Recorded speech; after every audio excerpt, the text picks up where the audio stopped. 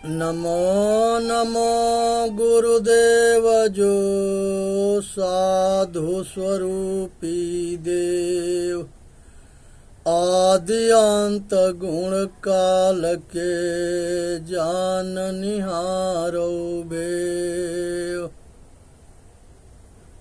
हे भाई, संसार के अंदर मनुष्य जो है अपना कल्याण तबे कर सकता है जब अपने को जाने। संसार के अंदर पूरी 3 भाग में बटा हुआ है ज्ञान। अद्वैतवाद, द्वैतवाद और विशिष्टाद्वैत। विशिष्टाद्वैत कि जो मनुष्य होता है वो संसार के सब कुछ को मानता है, प्रकृति के भी मानता है, पुरुष के भी मानता है और बंधन रूपी माया को भी मानता है। सब कुछ मानता है। उसके पास जड़ चेतन के नीड़े बाणी ना है, ना वो जो है गुरुमुखी बाणी है। और सब जगह मान करके और उसमें आसक्त हो करके अब भटकता है दुनिया के अंदर, क्योंकि भटकाने वाले बहुत है। तो वो उसकी बाणी में, आरूप में, माया में भटकता अटकता है। संसार के जितने देवी देवता हुए ये दुनिया में जन्म लिए थे, आज सब मर के चले गए। आज हम अपने बाप दादा के खोजे के उसी रूप में मिले, तो उस जब मरे थे तबे जला दिए गए, गाड़ दिए गए, पानी में दबा दिए गए। क्या वो मिलेगा उस रूप में? नहीं मिलेगा। इतनी बात पागलन के समझ में ना आता है। बहुत तेजी से खोजते हैं सब, और किसी के बात मानने के लिए तैयार ना है। जैसे हमारे बाप दादा हमको कितनों खोजने पर नहीं मिलेगा, क्योंकि वो जल मरा है। जल में गया, जमीन में गया या जला दिया गया। उसको उस रूप में हमको कभी कोई देवी देवता ना मिलेगा। हाँ, मनुष्य के लगे क्षमता है कि वो जन्म से महान नहीं होता है, कर्म से महान होता है। वो अपने कर्म से देवी देवता बन सकता है, चाहे वो नर हो, नारी हो, हिजड़ा हो, चाहे हिजड़ी हो। ये चेतन आत्मा न नर है, न नारी है, न हिजड़ा है, न हिजड़ी है। ये अपने कर्म के अनुसार शरीर मिला है, लेकिन सब में रमने वाला जो चेतन आत्मा है, सब एक जैसे दुख सुख की अनुभूति करता है। जंगा सांप अपने बिल पर आके सीधा हो जाता है, उसी तरह से आत्मज्ञान होने पर मनुष्य होश में हो जाता है। संसार के अंदर जितने नरसंहार हुए, ये आत्मज्ञान के अभाव में हुए। संसार के अंदर जितने आत्मज्ञानी हुए, वो किसी के दुख नहीं दे सकता। ये अटल सत्य है। जितने नरसंहार किए, अधर्म के नाम पर लड़ते थे, लड़ाते थे, ये सारे मूर्खन की खेल है। ये मूर्खन से सावधान रहनी है। हिंदू के मंदिर में गाय के मांस फेंक देंगे और जाके हिंदू के भड़का देंगे कि तुम्हारे मंदिर में मुसलमान मांस फेंक दिया है। मुसलमानन के मस्जिद में सूअर के मांस फेंक देंगे और मुसलमान के भड़का देंगे कि हिंदू तुम्हारे मस्जिद में सूअर के मांस फेंक दिया है। और वो जो कुत्ता जो लड़ाता है, वो कुत्ता गद्दार है, वो बहुरूपिया है। ये दोनों के वो गद्दार के नहीं पहचानते, और वो दोनों ओर चाकू मारता है पीठ पीछे। वो भेड़िया के सब नहीं समझते। कौआ कान ले गया, कान ना टोएगा, कौवा के पीछे दौड़ेगा। आज यही हाल बाड़ी के हो रहा है। बाड़ी के पीछे दुनिया दौड़ रहा है, रूप के पीछे दुनिया दौड़ रहा है। ये दोनों माया है। क्या पाओगे? ये पागलपन है खाली। इसलिए जिसको खोजते हो वो रूप से या शब्द से परे है। इस बात को जानने के प्रयत्न करो और अपना कल्याण करो। आज जो है इसके पीछे वीडियो में पुरुष के विषय में ये दास विचार रखा था। अब जो है प्रकृति के ऊपर विचार रख रहा है। ये पृथ्वी प्रकृति के पृथ्वी, जल, अग्नि, वायु और आकाश, ये पंच महाभूत है और इसी को प्रकृति कहते हैं। आग के गोला सूर्य है, मिट्टी के गोला जो है पृथ्वी है, वन, पहाड़, झरना, सागर, महासागर सब कुछ पृथ्वी पर है। संसार में जितने जल है सब पृथ्वी पर है। सूरज कहीं चलता ना है लेकिन एक जगह स्थिर है। पृथ्वी चलती है, घूमती है, तो ये 24 घंटा में एक चक्कर मारती है, तो 12 घंटा सामने होती है, 12 घंटा सूरज से उलझन होती अलग होती है, तो अंधेरा होता है या प्रकाश होता है। इसी तरह से सभी ग्रह का है। चांद जो है वो घूमता है अपने धुरी पर, सूरज के चंद्रमा पृथ्वी के परिक्रमा करता है और पृथ्वी सूरज के परिक्रमा करती है। सूरज कभी कम बेस ना होता है, एक जैसे रहता है। घूमने की वजह से ऐसा लगता है। संसार के सभी 9 ग्रह आकाश के बीच में भ्रमण कर रहे हैं, जिसमें पृथ्वी भी है। उत्तरी ध्रुव, दक्षिणी ध्रुव ये नहीं घूमते, एक जगह स्थिर है। सूरज नहीं घूमते, बाकी सब अपने धुरी पर घूमते हुए सूरज के परिक्रमा करते हैं। तो ये 9 ग्रह ये प्रकृति है और सब एक दूसरे के आकर्षण शक्ति से आकाश में भ्रमण करते हैं। तो ये 8 को समझे। पृथ्वी, जल, अग्नि, वायु और आकाश, पंच महाभूत, सूरज, चांद और तारागण। जिस तारागण में 9 ग्रह, सब ग्रह आ जाएंगे, ग्रह उपग्रह सब आ जाएंगे। ये 8 जो है प्रकृति के स्वरूप है और ये सब के लेकर के वो सृष्टि या प्रलय दोनों करती है। इसलिए जो है प्रकृति को तत्व के ज्ञान अगर ठीक से हो जाता है तब पुरुष के अपरा विद्या के ज्ञान समझ में आ जाता है। और जब तत्व ज्ञान ठीक से नहीं होगा तब परा विद्या या अपरा विद्या, आत्मज्ञान, तत्व ज्ञान, ये दोनों ठीक से नहीं समझ में आएगा। रामायण में कहा गया है, जड़ चेतन के ग्रंथि पड़ गई, छूटत छूटे न अधिक उरुझाई। जड़ चेतन के ग्रंथ झूठी है, लेकिन जो इसको खोलने जाता है वो और उलझ जाता है। उलझने के कारण है कि सच्चा गुरु ना मिला, सतगुरु ना मिला, आत्मज्ञानी गुरु ना मिला, रहनीदार गुरु ना मिला, पाखंडी मिला, खुद भटकता है, दूसरे के भटकाता है। अंधा गुरु जो होता है वो केवल जो है अपने मतलब स्वार्थ में वो अंधा होता है। एक गुरु चेला खोज रहा था और चेला भी एक गुरु खोज रहा था। संजोगवश दोनों के भेंट हो जाता है गुरु पूछा कि तुम कौन है? वो कहा कि हम चेला हैं। गुरु बड़ा खुश हुआ। चेला पूछा कि आप कौन हो? कहे कि हम गुरु हैं।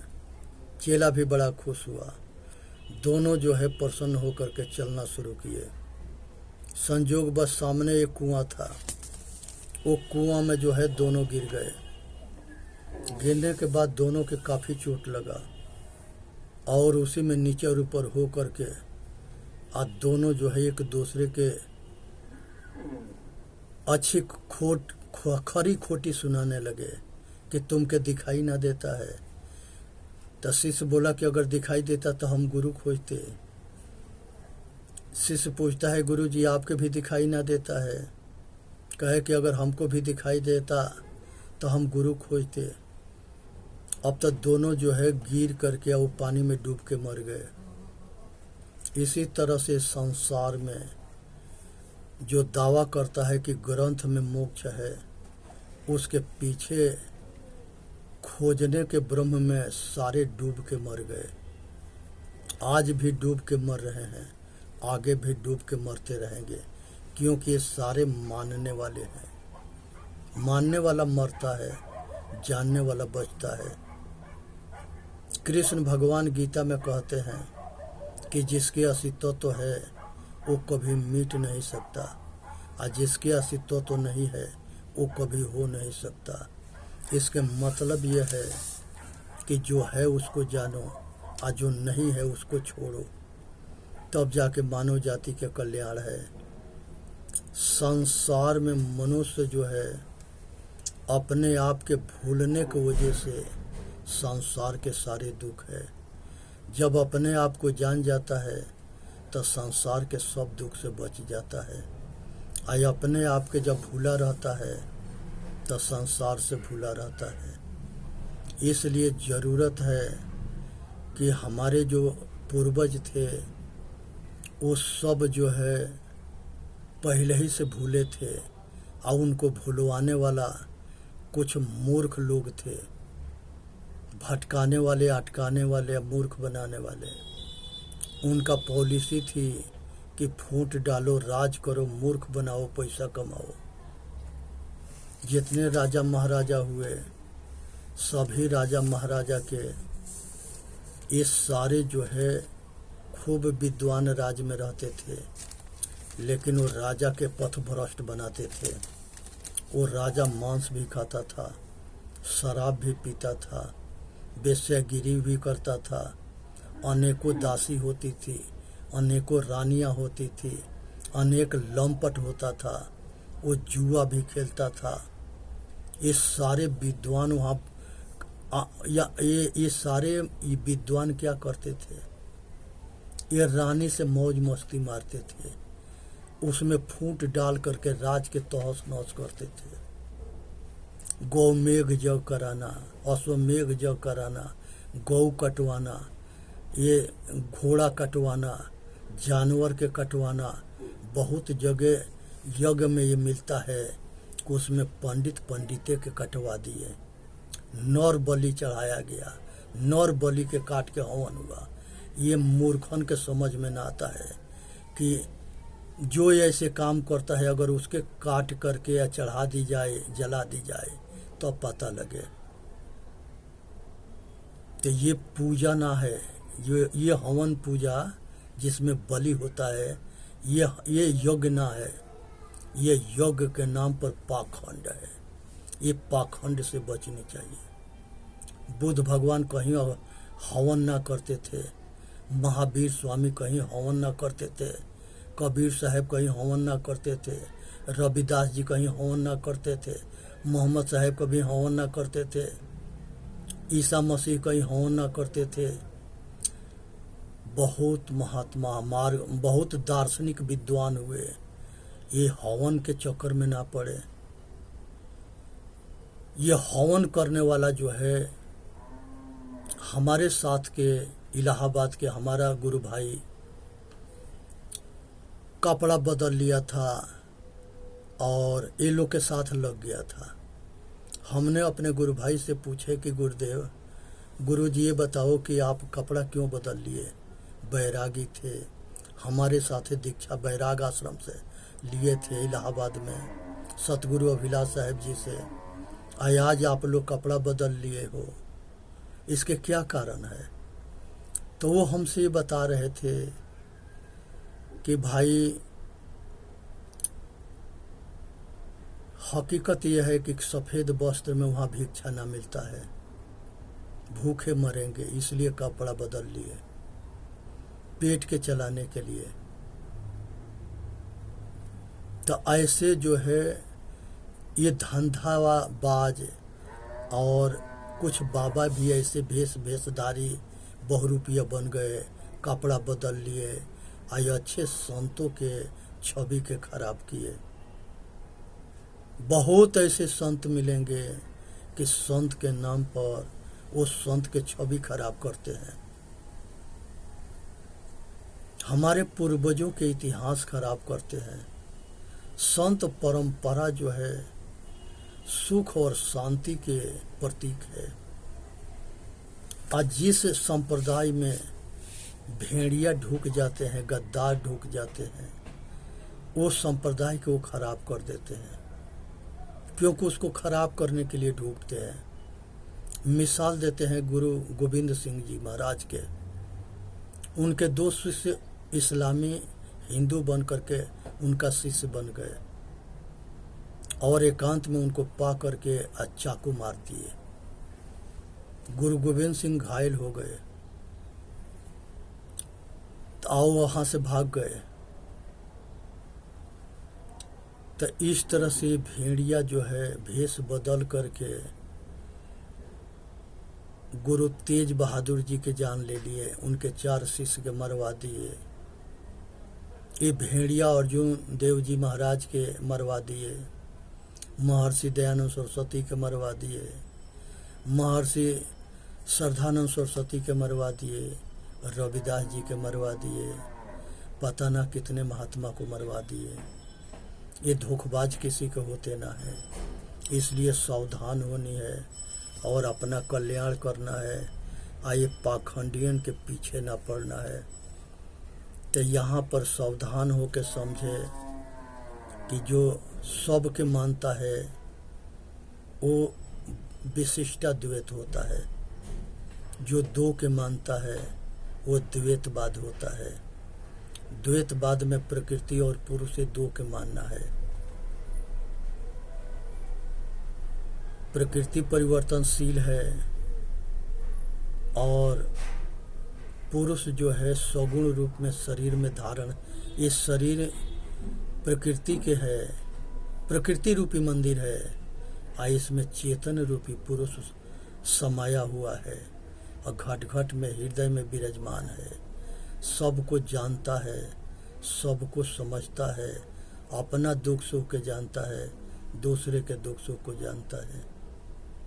आत्मज्ञानी होने के बाद ये मनुष्य बनता है, इंसान बनता है, दूसरे के सेवा करता है।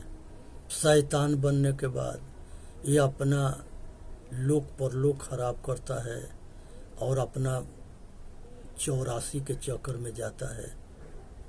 जीते जी दुखी रहता है, मरने के बाद भी दुखी रहता है। यही अगर परमात्मा होता है तो जन्म मरण के चक्कर से छूट जाता है, देवी देवता बन जाता है।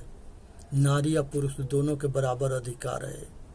आज जरूरत है कि परमात्मा बनने के, बंधन मुक्त होने के, अपने गुलामी के बेड़ी काटने के और संसार के सुख शांति के मार्ग में सदा के लिए स्थिर होने के, परम शांति, परम आनंद, सहज समाधि में स्थिर होने के। और जो अद्वैतवाद है उसके 2 शाखा है। एक तो आकाश में ब्रह्म खोजता है और उसको कहता है कि वो जड़ भी है या चेतन भी है। ये अंधविश्वास है। जड़ अलग है, चेतन अलग है। और दूसरा पक्ष ये कहता है कि ये चेतन आत्मा जब मोक्ष हो जाता है तो ये परमात्मा हो जाता है, इसके अस्तित्व तो मिटता ना है। ये मोक्ष होने के बाद ही परमात्मा अपना स्वरूप में रहता है। यही बात संत परंपरा मानता है। महावीर स्वामी, बुद्ध भगवान, भगवान शिव जी शिव सूत्र में ऐसा ही बताते हैं। विष्णु भगवान, ब्रह्मा जी, ये सब